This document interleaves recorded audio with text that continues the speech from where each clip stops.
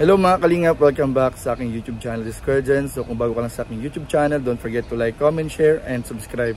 At pakisuportahan din po ang ama ng Kalingap, Kuya Bal Santos Matubang, Kalingap Rob, Ate Edna, at sa buong team Kalingap, ang aming mga kasama sa K-Boys, Kalingap Partners, Kalingap Reactors, at lahat po ng charity vloggers sa buong Pilipinas sa tumutulong sa mga kabayan natin ng lahat may hirap. Suportahan po natin lahat, guys. So ayan mga Kalingap, pag-usapan po natin yung itong mga nakaraang gabi po mga Kalingap na biglang lumabas na isang post from isang page po sa Facebook mga Kalingap, At yung post na po niya ay naging reason para po umingay po na naman mga Kalingap yung mga bashers ni Kalingap Rob. At ayun nga po, pinagmulan po ng bashers, kaliwat ka ng paninira, kaliwat ka ng pambabash kay Kalingap Rob yung naging post. So parang kumbaga po mga Kalingap ay intentional po yung nangyari, parang intention po talaga na maghikayat ng basher po yung post na yun mga Kalingap. Although kung titingnan po natin yung post niya, may caption lamang po ito na nabibilib daw siya dahil maganda po yung mga nai-scout or yung mga tinutulungang beneficiary ni Kalingap Rob. Pero ang pangit lang po talaga mga Kalingap, parang parang may ibig sabihin po parang may iba pong kahulugan yung kanyang post na pinagmulan po ng bashing. Kung papansinin po natin yung mga comment po dun sa post niya, pinagmulan po talaga ng bashing mga Kalingap. At kung hindi niya intensyon na manira, i-delete niya yung post niya, or pwedeng hindi niya i-tolerate yung pambabash. Pero the point na hindi po niya dinelete yung mga comment na negative, below the belt, paninira, ay ibig sabihin po talagang intention po or talagang yung po siguro yung kanyang ibig ipahiwatig dun sa naging post po niya mga Kalingap. At ang pangit lang po mga Kalingap, karamihan po dun sa mga nag-share, nag-comment ay mismong mga taga Bicol din po yung iba. At ang masakit pa po dito mga Kalingap, yung mismong mga kababayan pa ang tila ba parang naninira o nagko-comment ng hindi maganda po against kay Kalingap Rob. At talagang ang pangit lang po mga Kalingap kasi hindi po sila nag-fact check muna sana. Tiningnan muna kung talagang maganda lang ba ang tinutulungan ng Team Kalingap o ni Kalingap Rob. Siguro po hindi po nila napanood yung ibang mga tinutulungan nila Kalingap Rob, na mga matatanda, mga bata, mga single father, yung mga lola at lolo na tinulungan din ni Kalingap Rob. Hindi siguro nila na-consider, hindi nila naisip, o baka hindi pa nila napapanood. Basta lang sila makabitaw ng salita. At hindi na rin nila naisip yung mga classroom na pinagawa, yung mga dinonate na mga kagamitan sa mga eskwelahan, yung mga feeding program sa mga liblib na lugar, sa mga isla, ay hindi na rin nila na-consider.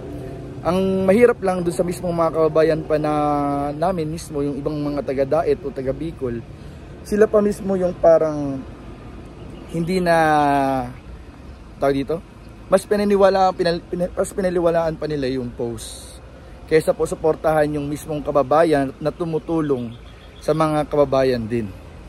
Yung mismong kababayan kalugar na taga-Bicol na charity vlogger na tumutulong sa mga mahihirap, ay siya pa yung mismong parang naninira. Para sila pa mismo yung parang nandi-discourage po sa ginagawang pagtulong.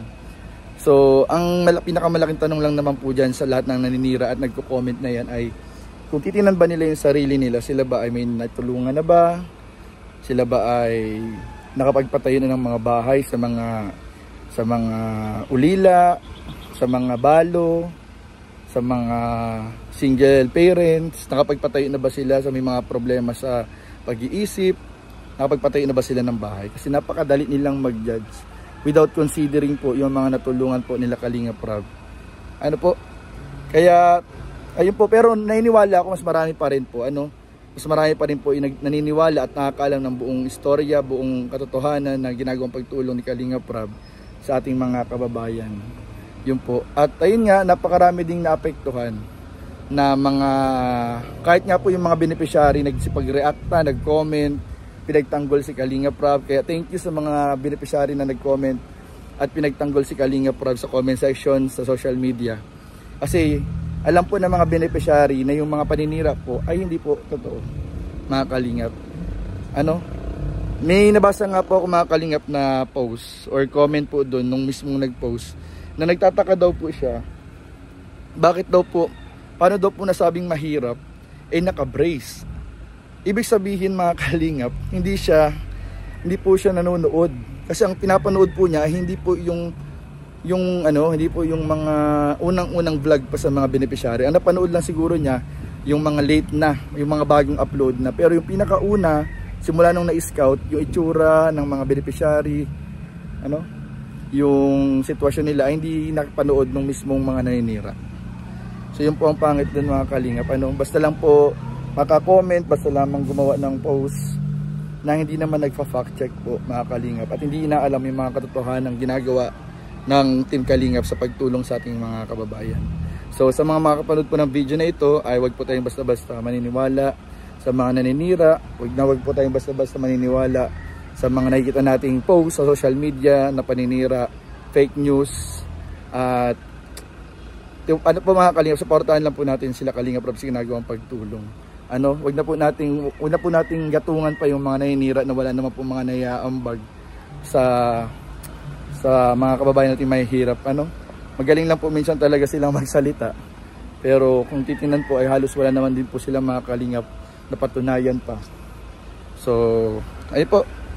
At syempre po, salamat po sa lahat po na nagtitiwala kila Kalingap Rab, sa mga sumusuporta po sa Team Kalingap, na sa kabila po ng mga paninira ay pinagtatanggol po nila. At sila po yung mas nakakaalam, kasi simula pa ay napanood na po nila yung mga kwento ng mga beneficiary. At alam nila na kung magaganda na po yung sitwasyon ng mga beneficiary ngayon ay dahil po yan sa pagtulong ng Team Kalingap at sa tulong po ng mga nagmamahal at sumusuportang sponsor, viewers at mga taga-suporta. Hindi lang naman po yan single effort ng ating mga charity vlogger, kundi po tulong din po ng mga beneficiary. Kaya po napapabrace, napapaayusan ng buhok, nabibilang po ng mga damit, ay sa tulong po yan ng mga beneficiary, ay ng mga sponsor ng mga beneficiary po. So yun lamang po, mga Kalingap, at sana po, mga Kalingap, ay wag po tayong basta-basta maniniwala sa mga paninira, fake news po sa mga social media. So yun lamang po, and maraming po salamat. Patuloy lang po natin supportahan po Team Kalingap sa pangunguna ni Kuya Val, Ate Edna, Kalingap Rab, sa buong Team Kalingap. Maraming po salamat, and Jesus loves you. Bye-bye po, mga Kalingap. Ayan, paabangan po natin yung mga susunod pong mga upload at reaction video patungkol po sa issue na to. So yun lamang po. God bless po, mga Kalingap.